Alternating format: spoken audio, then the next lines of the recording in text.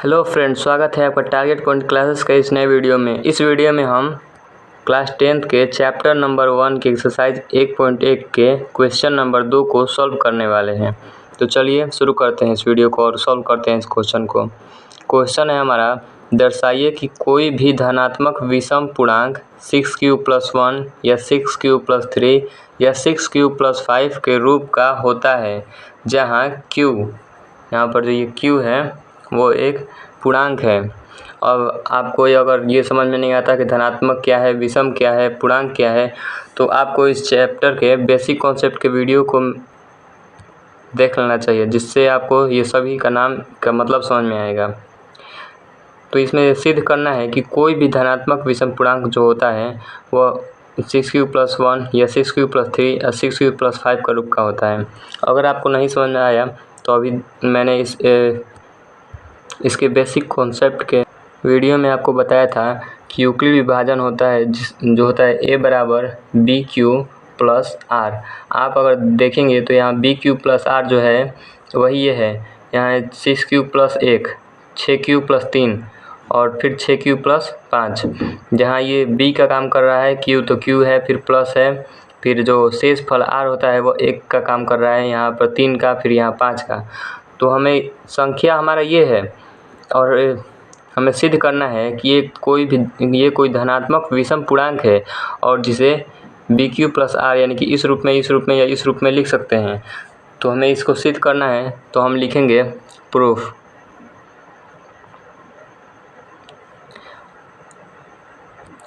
अब हम जो यहाँ पर है वो मान लेंगे कि ये हमारा जो ज्ञात करना है उसे हम A मान लेते हैं। माना A एक धनात्मक विषम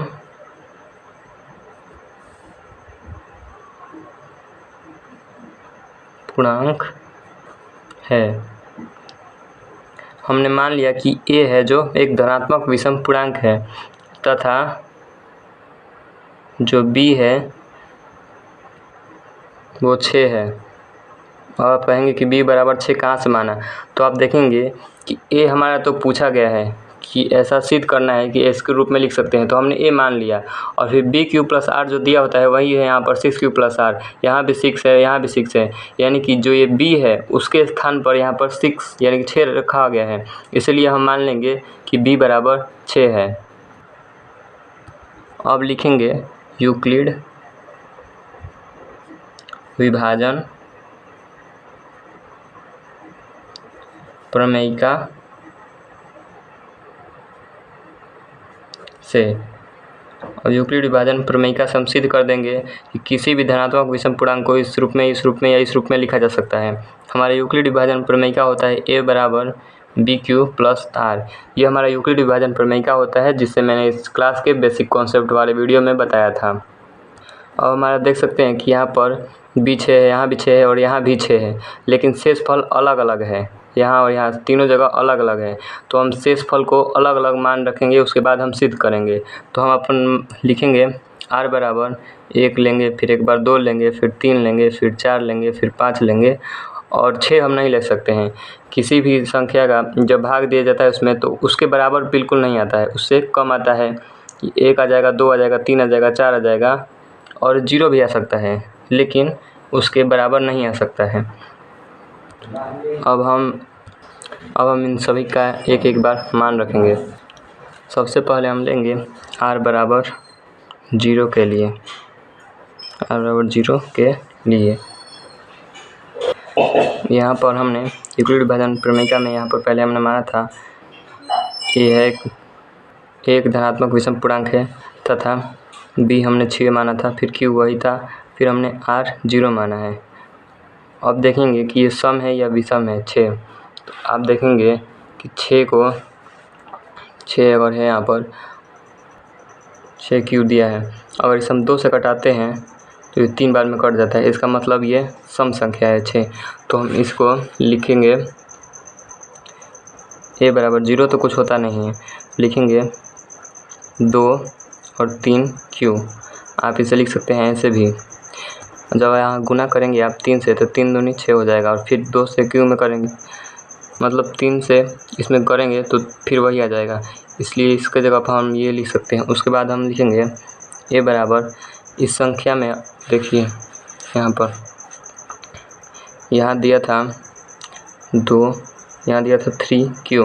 अगर आप Q की जगह पर 1 लिखते हैं तो 3 आएगा, 2 लिखते हैं तो 6 आएगा, 3 आएगा, 3 लिखते हैं तो 9 आएगा।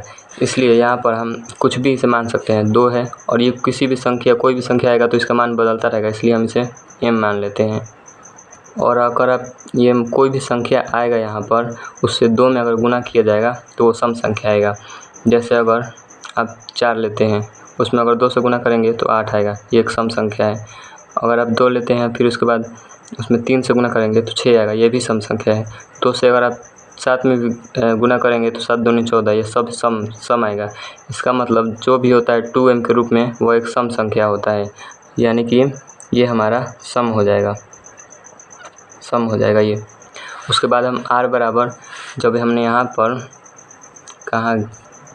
पर हमने r बराबर 0 1 2 3 4 5 माना था, तो 0 जब हम यहाँ r बराबर रखते हैं तो हमारा एक सम आता है। उसके बाद हम 1 रख कर मानेंगे r बराबर 1 के लिए,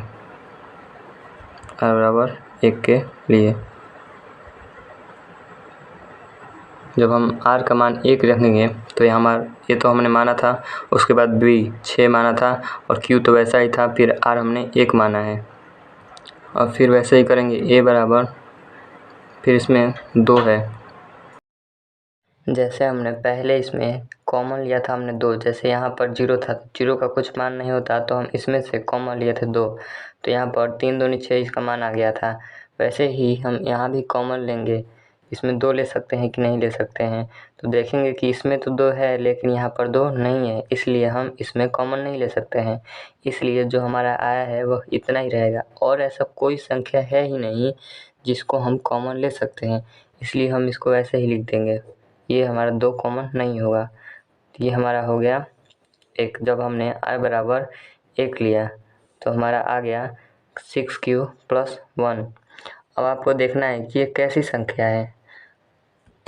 मैंने आपको बताया था कि कोई संख्या, जब हमारा ये आया था 2m के रूप का, तो मैंने कहा था कि कोई भी संख्या जब 2 से गुना होता है तो वो सम होता है।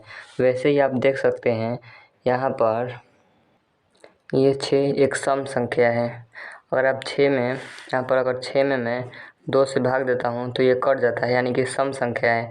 और किसी भी सम संख्या से, जैसे हमारा 6 ही हो गया, अगर आप इसे 3 से भाग गुना करते हैं तो ये 18, यानी कि ये भी एक सम संख्या आता है। तो ये एक सम संख्या है 6। ये कि कोई भी संख्या हो सकता है, ये चर राशि है, यहाँ पर किसी का भी मान रख सकते हैं। तो हम यहाँ पर 6 की जगह पर 3 4 का ही मान रखते हैं तो 24 आता है, ये भी एक सम संख्या ही है। इसका मतलब ये हुआ कि 6 और Q में अगर जब भी गुना होगा तो एक सम संख्या होगा, लेकिन इसके साथ ये प्लस में 1 भी है। तो किसी भी संख्या, ये अगर सम आ गया है, इसमें अगर आप 1 जोड़ दें तो ये भी सम हो जाता है। यहाँ भी जो ये 18 आया था, अगर इसमें हम 1 जोड़ दें तो ये विषम संख्या हो जाता है। यानी जो इसका ये रूप आया है 6Q + 1 का, ये एक विषम संख्या का रूप है, तो हम लिखेंगे यहाँ पर विषम। और इसके पहले जो हमारा आया था 2m के रूप का, इसे किसी भी संख्या से 2 से गुना करते हैं हम, या किसी सम संख्या से गुना करते हैं हम, तो वह सम संख्या ही प्राप्त होता है। और दूसरी बात, किसी सम संख्या में 1 जोड़ देते हैं तो वह एक विषम संख्या प्राप्त होता है, और वही इसका रूप प्राप्त हुआ है जब हमने r बराबर 1 लिया। तो अब हम r बराबर 2 लेकर चलते हैं। अब लिखेंगे r बराबर 2 के लिए, जब हम r का मान 2 रखते हैं, यानी शेषफल 2 रखते हैं, तो क्या होता है हमारा यूक्लिड विभाजन एल्गोरिथम है a बराबर BQ + r।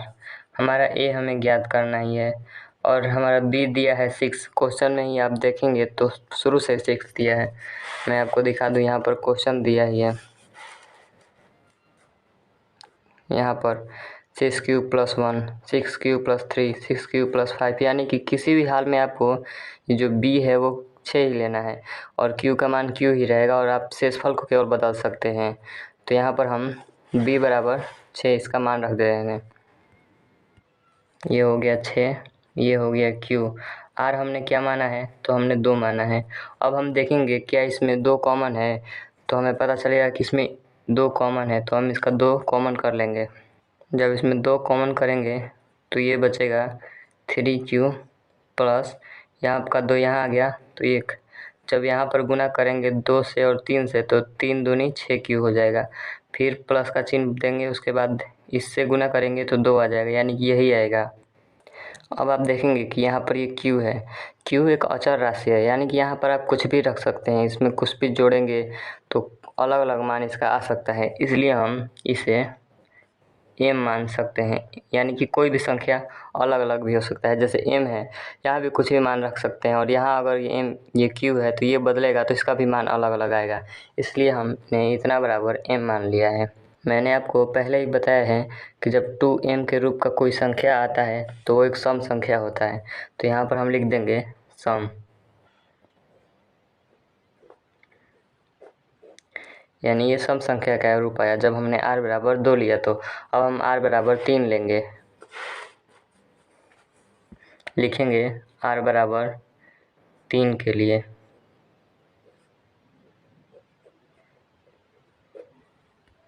अब हम इसमें वैसे ही लिख देंगे a बराबर b, तो हमारा 6 था, q वैसे ही जो लेना था वही है, और जो हमारा r है बस वही बदलना है। तो हमने इस बार r बराबर 3 लिया है। इसमें भी देखेंगे क्या 2 कॉमन है, तो इसमें 2 कॉमन लग नहीं रहा है, लेकिन इस 3 में 2 छिपा रहता है। तो हम इसे लिख देंगे a बराबर 6Q प्लस 2 प्लस 1। जब 2 और 1 को जोड़ेंगे तो आपका 3 ही आएगा, इसका मतलब ये और ये दोनों बराबर लिखा है। अब यहाँ पर हम कर देंगे, अब देखेंगे हम तो इसमें और इसमें 2 कॉमन मिल रहा है, तो हम लिख देंगे 2 कॉमन ले लेंगे, 3Q प्लस 1। जब यहाँ 2 से गुना होगा तो 3 दूनी 6 हो जाएगा, यहाँ 2 से गुना 1 से गुना होगा तो ये 2 हो जाएगा, यानी सब बराबर ही है, और ये हमारा 1 बच गया है। अब हम लिखेंगे a बराबर 2 लिखेंगे, और इसका मान बदलता रहता है, इसलिए हम इसे m मान लेंगे, और ये प्लस का 1। अब अगर आप ध्यान देंगे तो जब हमने r बराबर 1 लिया था तो हमारा यही रूप आया था, और ये एक विषम संख्या का रूप है। आपको याद कर लेना चाहिए कि 2m है जो ये सम संख्या का रूप है, यानी किसी भी संख्या से 2 से गुना करेंगे, सम संख्या से गुना करेंगे तो सम संख्या आएगा, और जब सम संख्या में इसी 2m में एक जोड़ देंगे तो एक विषम संख्या मिलेगा। तो यहाँ भी जब आप देखेंगे तो यहाँ हो गया 2m प्लस 1, यानी कि ये विषम संख्या का एक रूप है, तो हम लिख देंगे यहाँ पर विषम। अब हम r बराबर 4 लेकर चलेंगे। अब हम लिखेंगे r बराबर 4 के लिए, यानी जब हमारा शेषफल 4 होगा तो क्या होगा, तो हमारा होगा a बराबर b, हमारा 6 दिया है, q वही लेना है q, उसके बाद r हमारा 4 माना है हमने। अब इसमें देखेंगे कि क्या 2 कॉमन है, तो हमें दिख रहा है कि इसमें भी 2 होता है, इसमें भी 2 होता है, तो इसमें 2 ले लेकिन कॉमन दोनों में से 2 3 6, ये हो जाएगा 3 दूनी 6Q प्लस इससे कॉमन लेंगे तो 2 आ जाएगा, 2 दूनी का 4 वही आ जाता है। तो आप देखेंगे a बराबर 2, इसका मान बदलता रहता है इसलिए हम m मान लेंगे इसे, और 2m एक सम संख्या का रूप है, तो यहाँ लिख देंगे हम सम। अब इसके बाद हम लेंगे r बराबर 5 लेकर चलेंगे, r बराबर 5 के लिए। जब हम r बराबर 5 लेंगे तो हमारा होगा a बराबर 6Q प्लस 5।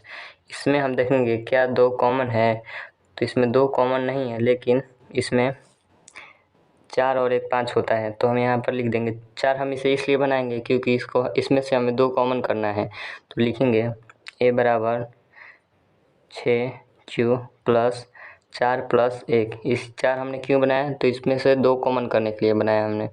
उसके बाद लिखेंगे a बराबर, इसमें से इन दोनों में से 2 कॉमन कर लेंगे, 2 हो जाएगा कॉमन 3Q। अगर आप इससे इसमें गुना करेंगे तो 6Q आएगा, यानी वो दोनों एक ही चीज़ लिखा है। उसके बाद इसमें से 2 हो जाएगा कॉमन, तो 2 दूनी का 4 वही आ जाएगा, प्लस का 1 है तो प्लस का 1 लिख देंगे। उसके बाद 2 का 2 रहेगा, इसका मान बदलता रहता है क्योंकि यहाँ पर एक अचर राशि है, तो इसे हम m मान सकते हैं, तो इसे हम m मान लेंगे और ये प्लस का 1 आ जाएगा। और मैंने आपको बताया है जब किसी भी अचर राशि में किसी सम संख्या से गुना करते हैं तो सम संख्या आता है, और सम संख्या में जब एक जोड़ देते हैं तो एक विषम संख्या आता है। तो इस सम संख्या में एक जुड़ गया है, इसका मतलब ये एक विषम संख्या का रूप है। तो यहाँ लिख देंगे हम विषम। अब हम r बराबर 6 नहीं लिख सकते हैं, क्योंकि शेषफल कभी भाजक के बराबर नहीं होता है। जैसे कि दिखाता हूँ आपको, ये हो गया 6, यहाँ पर यहाँ पर हो गया हमारा 18। तो अगर हम इसे 2 बार में करेंगे 6 दूनी 12, तो हमारा 6 बच जाएगा। और जब हमारा ये क्या है, तो हमारा r है, और ये हमारा क्या है, तो ये हमारा q है। तो सॉरी, ये हमारा b है, ये हमारा q होता है। तो ये r है, ये q है। जब r 6 के बराबर हो जाएगा तो 6 एक जो ये b है एक बार में इसे कटा देगा। इसका मतलब ये हुआ, कभी भी जो भाजक है शेषफल के बराबर नहीं होता है। इसलिए हम यहाँ पर जो ये शेषफल 5 है और भागफल 6 है, तो भागफल के बराबर कभी शेषफल नहीं हो सकता, उससे छोटा होता है। तो हमारा 5 तक भागफल हुआ है। अब हम लिखेंगे कि इसमें कौन सम संख्या का रूप है और कौन विषम संख्या का रूप है। पहले देखते हैं हमारा क्वेश्चन पहले था क्या। हमारा क्वेश्चन था, दर्शाइए कि कोई भी धनात्मक विषम पूर्णांक 6q + 1 या 6q + 3 या 6q + 5 के रूप का होता है। यहाँ पर हमारा शेषफल लेना था 1, 3, 5 और इसे सिद्ध करना था कि ये विषम संख्या का रूप है। तो हमने जब 0 लिया था तो ये सम का निकला था, जब 1 लिया था तो एक विषम का निकला था। तो हमने देखा कि एक जब धनात्मक पूर्णांक है तो वह 6q + 1 या 6q + 3 या 6q + 5 के रूप का होता है, दिखाना था। तो यहाँ पर हमने दिखाया पहला कि ये अगर विषम पूर्णांक है तो ये 6q + 1 के रूप का होगा। दूसरा होगा, जब अगर हम 2 ले लेते हैं तो वो सम होगा, लेकिन जब हम 3 लेते हैं शेषफल तो एक विषम संख्या का रूप होगा। हमारा अभी 1 अगर लेंगे शेषफल तो विषम, 3 लेंगे तो विषम। जब हमने शेषफल 4 लिया तो सम आया, लेकिन जब शेषफल हमने 5 लिया तो एक विषम संख्या आया। यानी क्वेश्चन ने ये कहा था कि आप शेषफल 1 लीजिए और 3 लीजिए और 5 लीजिए और सिद्ध कर दीजिए कि वह एक विषम संख्या का रूप है। हमने सब लेकर के सबको सिद्ध कर दिया कि वो विषम संख्या का रूप है। अब हम लिख देंगे, अतः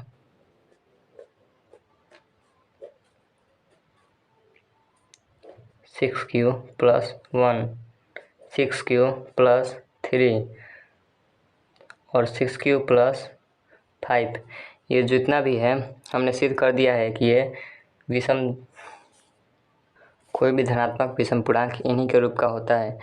तो अतः ये ऐसे छोड़ करके हम ये भी लिख सकते हैं, अतः धनात्मक विषम पूर्णांक